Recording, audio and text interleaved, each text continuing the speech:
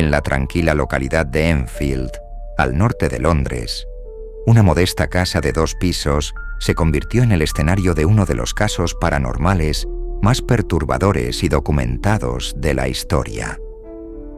Era 1977 cuando la familia Hodgson, compuesta por la madre Peggy y sus 4 hijos, empezó a experimentar eventos que desafiarían no solo su cordura, sino la lógica de cualquier escéptico. Todo comenzó una noche, cuando Janet, de 11 años, y su hermana Margaret, de 13, intentaban dormir. A lo lejos, se escuchaban golpes secos en las paredes, como si algo invisible estuviera llamando desde el interior. Las niñas pensaron que era uno de sus hermanos haciendo una broma, pero cuando el ruido aumentó en intensidad, Peggy entró a la habitación con preocupación. De repente las camas empezaron a sacudirse violentamente, como si manos invisibles las empujaran con fuerza. Peggy decidió llevar a sus hijos al vecino, pidiendo ayuda y consejo. Al regresar, los golpes continuaron, resonando en las paredes con una cadencia siniestra. Se llamó a la policía, quienes acudieron rápidamente y, atónitos, vieron como una silla se deslizaba por el suelo sin que nadie la tocara. Los agentes no pudieron ofrecer ninguna explicación lógica y, asustados, se retiraron. Con el paso de los días, la actividad se intensificó. Muebles que se movían solos, juguetes que volaban por la habitación e incluso objetos domésticos que se lanzaban contra las paredes con fuerza. Los golpes se transformaron en voces, guturales, obscenas, provenientes de la nada. La voz de un hombre mayor, burlona y llena de desprecio, resonaba a través de Janet, quien entraba en un trance profundo.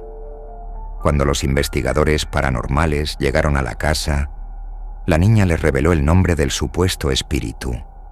«Soy Bill Wilkins», decía con un tono grave que no parecía posible que saliera de la garganta de una niña pequeña.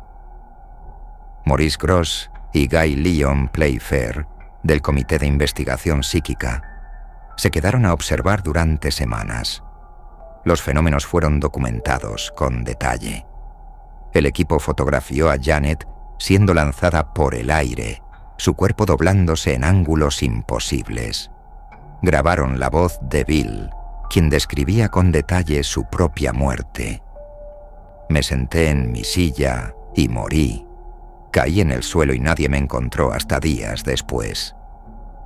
Al rastrear el pasado de la casa, los investigadores descubrieron que, efectivamente, un anciano llamado Bill Wilkins había fallecido en el lugar muchos años antes. Pero la maldad de la entidad no se detuvo ahí. La familia fue atormentada sin descanso. La niña parecía ser el epicentro de la actividad, sufriendo convulsiones y entrando en estados de trance en los que sus ojos se volvían blancos, como si algo más estuviera controlando su cuerpo. Los investigadores empezaron a temer por su vida. Algunas noches, Janet despertaba en el techo, incapaz de descender por su propia voluntad, mientras su madre y hermanos la observaban, aterrados, sin poder ayudarla. La prensa se interesó en el caso, y pronto la casa de los Hodgson se llenó de reporteros y escépticos que querían desenmascarar lo que ellos pensaban era un engaño. Pero cuanto más investigaban, más se volvían testigos de lo imposible.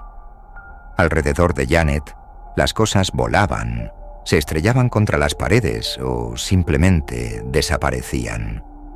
La entidad maligna parecía alimentarse del miedo, burlándose de aquellos que intentaban desafiar su poder. Con el tiempo, las manifestaciones empezaron a disminuir, pero nunca cesaron del todo. Janet creció con cicatrices invisibles, marcada por lo que había vivido. Ella y su familia siempre insistieron en la veracidad de los hechos.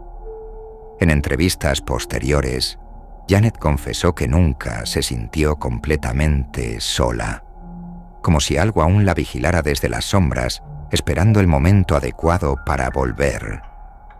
El poltergeist de Enfield sigue siendo, hasta el día de hoy, un caso controvertido. Escépticos y creyentes discuten sobre la naturaleza de los eventos, pero las grabaciones y los testimonios de testigos siguen siendo pruebas inquietantes. La historia de los Hodgson es un recordatorio de que, a veces, lo inexplicable se esconde en los lugares más mundanos, aguardando el momento perfecto para revelarse y hacer temblar las fronteras de lo real y lo imaginario.